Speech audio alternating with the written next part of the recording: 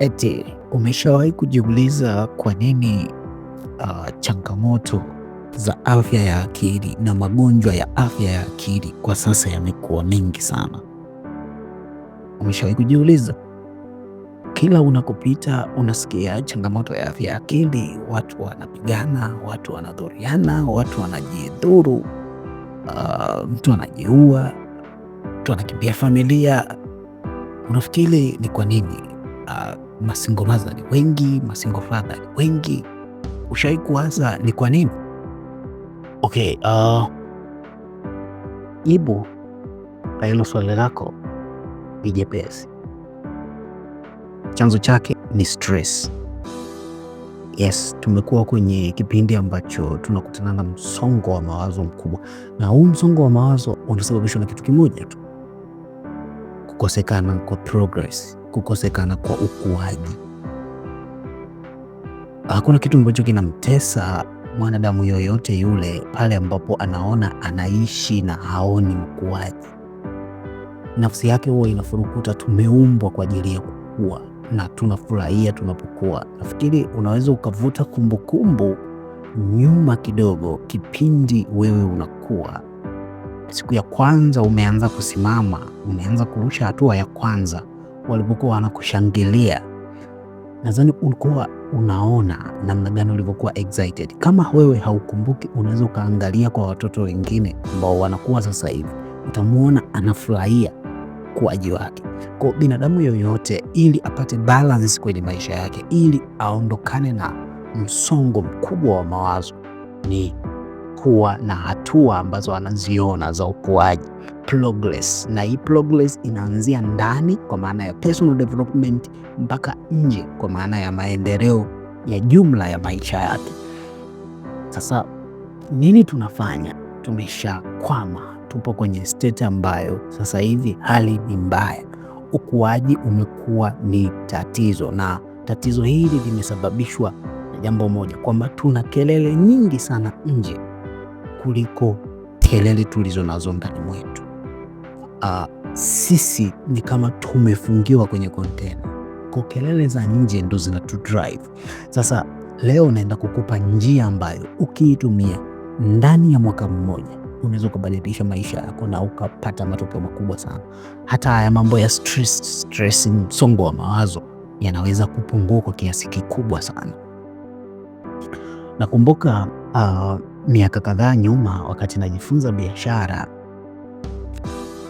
niliwahi kuambiwa kwamba ili ufanye biashara vizuri ni lazima ujitahidi, ni lazima ufanye kila njia kuhakikisha unazuia mianya yote ya kupata hasara kwenye biashara yako, kwa sababu kwa kufanya hivyo, manake hautaingiza hasara biashara, ila utaingiza faida. Unapofanya biashara, sio lazima ufocus na faida, focus na sehemu ambazo zinaweza kukutia hasara, automatic utaingiza faida. Hii manake nini? Hii inaendana na msemo mmoja unaosema kwamba huwezi kuona mwanga kama haupo gizani. Huwezi kuona mwanga kama haupo gizani. Ili uone mwanga ni lazima uwe kwenye giza. Sasa ili upate matokeo makubwa kwenye maisha yako, kuna mambo matatu ya kuzingatia.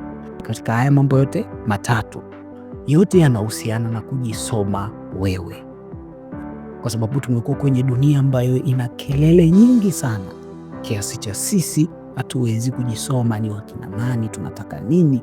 Mtu leo hii ukimtoa hapo kamuuliza wewe unataka nini, kitu gani hutaki, unataka kuwa nani, unataka kuwa wapi, haya majibu hatuna, kwa sababu ya kelele nyingi za watu.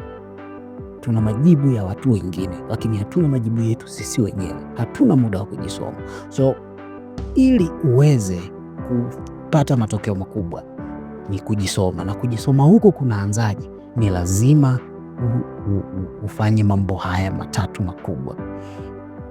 Jambo la kwanza, tunaanza kuwa gizani kwanza, kwa sababu nimesema huwezi kuona mwanga bila kuwa gizani, na lengo letu sisi ni kufika kwenye mwanga. Kwa ni lazima tuingie gizani kwanza. Gizani huku tutafanya jambo la kwanza ambalo tutaangalia weaknesses zetu, madhaifu yetu na matatizo yetu ni yapi. Chukua diary yako na peni, Andika vitu vyote ambavyo sasa hivi ni matatizo kwenye maisha yako.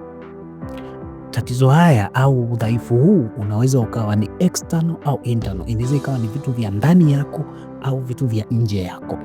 Vitu vya ndani yako kwa maana kuna tabia labda huipendi, kuna hulka unayo huipendi, kuna addiction labda una uraibu fulani huupendi. Andika vile vitu vyote ambavyo unatamani kwako ni tatizo, unatamani vikibadilika hivi wewe utakuwa mtu bora.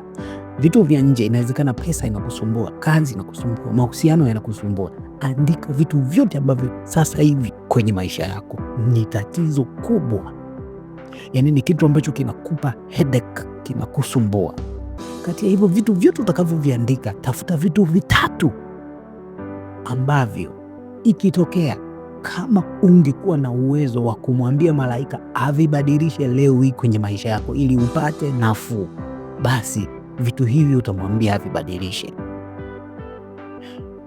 Hii process fanya ukiwa na utulivu wa hali ya juu. Ni maisha yako haya ndio unataka kuyabadilisha, ni lazima ujue ni wapi pana shida. Kwa ni lazima uandike vitu vitatu ambavyo ikitokea kama vitabadilishwa, yani hata vikibadilishwa kimazingira, basi maisha yako yatakuwa yana ahueni. Viandike vitu hivyo vitatu, alafu baada ya kuviandika uanze kuvifanyia kazi, kwa sababu vitu hivyo ndivyo ambavyo vinaweza vikakutia hasara kubwa kama utaviacha kama vilivyo. Maana yake miaka yako itazidi kuliwa. Kuna kipindi watu naitaga ni miaka iliyoliwa. Wakati mwingine sio mpango wa Mungu wala sio mpango wa maisha, ila kuna vitu wewe unavyo unashindwa kuvipa attention kubwa, vinasababisha unapoteza muda mrefu bila ukuaji, na mwisho wa siku unarudi kwenye msongo wa mawazo, unakuja kupata matatizo ya afya ya akili. Mwisho wa siku unakuwa mgonjwa wa afya ya akili. Mambo yote yanaharibikia hapo. Watu wana stress mbaya, sio kwa sababu ya harakati tu zinazoendelea, lakini kuna vitu kwenye maisha yao vimekwama, vimesimama. Kwa ni lazima ujue ni vitu gani ambavyo kwako wewe ni tatizo, yani ukivibadilisha basi utapata mabadiliko makubwa. Andika vyote, alafu chagua most damaging, vikubwa vitatu ambavyo hivyo usipovibadilisha maisha yako yataendelea kuwa tatizo kubwa. Hapo utakuwa umeshajua ni sehemu gani ya kuwekeza nguvu zako kujiboresha.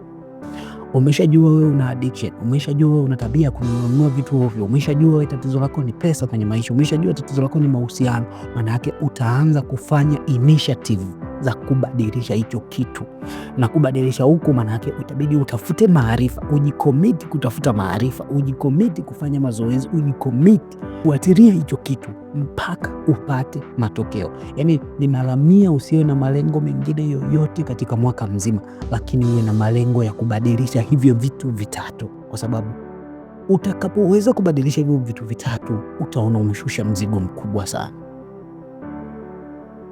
Jambo la pili, ni lazima uangalie upande wa uimara wako na ahueni zako katika maisha. Ni lazima uangalie upande wa strength.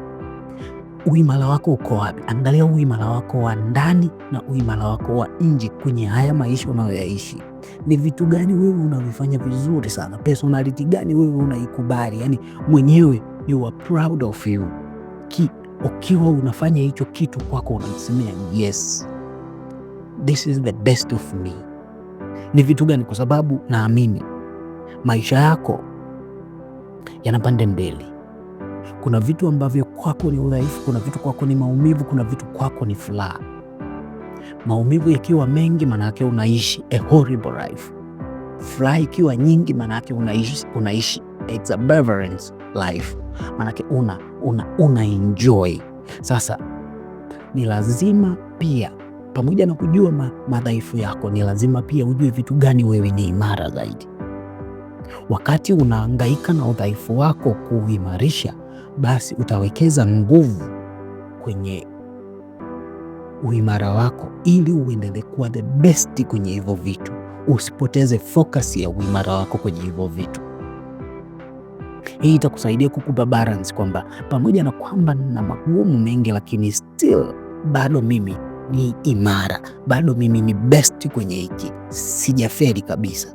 Akili yako iko hivyo. Na hii kitu ni kisaikolojia kabisa. Hata tunapowafundisha watu mfano zoezi la uwekezaji au kuweka akiba, huwa tunawaambia fungu fulani weka akiba, fungu fulani weka kwa ajili ya kujipongeza. Kuna zile saving na wants. Ni lazima utenge haya mafungu mawili, kwa sababu ukiweka akiba tu peke yake, kuna siku mwili utakwambia mbona mimi unanisahau, utakuja kuila ile akiba yote. Kwa maana yake huwa tunatenga fungu fulani kwa ajili ya akiba, fungu fulani kwa ajili ya wants, mahitaji binafsi ambayo ni miongoni mwa luxury. Kwa hiyo wewe wakati unajisoma na kutaka kubadilisha mwaka wako mmoja, ni lazima ujue udhaifu wako ulipo, lakini vile vile lazima ujue uimara wako ulipo. Hii itakusaidia kujiona kwamba okay, you are still a living being. Wewe bado ni kiumbe ambaye unaishi. Kuna mazuri una experience na mabaya una experience, lakini yote yapo kwenye maisha yako. Kitu cha tatu, ukitaka kufanya mapinduzi makubwa ndani ya mwaka mmoja, ni lazima ujibu hili swali: wewe ni nani na unataka kuwa nani? Katika maswali ambayo ni muhimu mno kujipa majibu ni hili: unataka kuwa nani? Hii unataka kuwa nani itakupa definition nzuri. Miaka 5, miaka 3, miaka 2 ijayo utakuwa wapi? Ni lazima ujijue mapema unataka kuwa nani. Ni heri ukabadilisha unayetaka kuwa, na it's okay, kwa sababu binadamu hawezi akawa na target moja ambayo ni complete. Akifikia hiyo target manake asiishi. Ni kwamba mimi naweza nikawa nina lengo la kuwa baba, nikipata mtoto manake sitakuwa na lengo lingine kwenye maisha. Ni kitu ambacho hakiwezekani. Kwa hiyo lazima ujipe sababu mapema, wewe unataka kuwa nani. Ni lazima ujipe ili jibu mapema, hata kama baadaye litabadilika, lakini jipe ili jibu mapema kwamba mimi nataka niwe mwanasiasa mkubwa. Siku utakayofikia kuwa mwanasiasa mkubwa, unaweza ukabadilisha lingine. Mimi nataka kuwa mwandishi mkubwa. Siku nikiwa mwandishi mkubwa, nitaona nina ushawishi mkubwa, naona okay, basi natakiwa kuwa mbunge, natakiwa kuwa diwani, natakiwa kuwa rais. Hizi goals huwa zinabadilika kulingana na experience ya maisha na achievement ulizonazo, lakini ni lazima hapo ulipo sasa hivi uwe unajua wapi unaenda, wapi unataka kuwa. Ndoto inapotimia, ndoto moja inazaliwa ndoto nyingine. Hicho kisikuchanganya. Ni lazima uamue mapema wewe unataka kuwa nani hivi sasa hivi kutokea hapo. Then ukishafika hapo tunaweza tukabadilisha baadaye, lakini ni muhimu sana kuwa na picha ya uendako, kwa sababu itakusaidia kuto kukata tamaa kirahisi. Maisha yetu yanaendeshwa na future orientation. Maisha ya binadamu yoyote yanaendesha na future, kesho. Na ndo maana hata Yesu za kupata ushawishi mkubwa, kwa sababu alikuwa anazungumzia vitu ambavyo vinahusu kesho. Tutaenda kwa baba yetu, tutakaa kwa baba yetu, tutaimba na kufurahi. Huko hakuna shida, huko hakuna, vyote hivi ni future. Kwa ili wewe uweze kujipambania vizuri na usikate tamaa kirahisi, usigive up kirahisi, ni kutengeneza picha nzuri ya kesho yako. Nani unataka kuwa? Kwa lugha rahisi naweza nikasema tengeneza maono hapo hapo ulipo. Unataka kuwa nani? Ukipata maono, maana yake tayari umeshaanza kujitengenezea njia ya kuishi ndani ya principle fulani, kwa sababu unapotaka kuwa mtu fulani, kuna vitu itabidi uache, kuna vitu itabidi uvifuatilie, kuna watu itabidi uache kufuatilia, kuna watu itabidi uache kuongozana nao, na maisha yanatakiwa kuwa hivi. Wewe sio multi-dimension kwamba unatakiwa kuwa mahali kila mahali na kuwa na kila mtu. Ni kitu ambacho hakiwezekani. Kwa ni lazima pia ujue unataka kuwa nani. Alafu kitu kimoja cha mwisho, ni lazima utafute system ya kukufanya ukawa responsible. Tafuta mfumo wa kuwajibika. kama una tatizo labda maishani mwako, umegundua fedha kwako wewe ni tatizo kubwa, sasa unataka kufanya mapinduzi kwenye fedha, maanake utatafuta maarifa, utaanza kuitafuta hiyo fedha yenyewe wapi ilipo, na maarifa ya kuitafuta, ya kuitunza, ya kuzalisha. Kama hautakuwa na mfumo wa kukuwajibisha,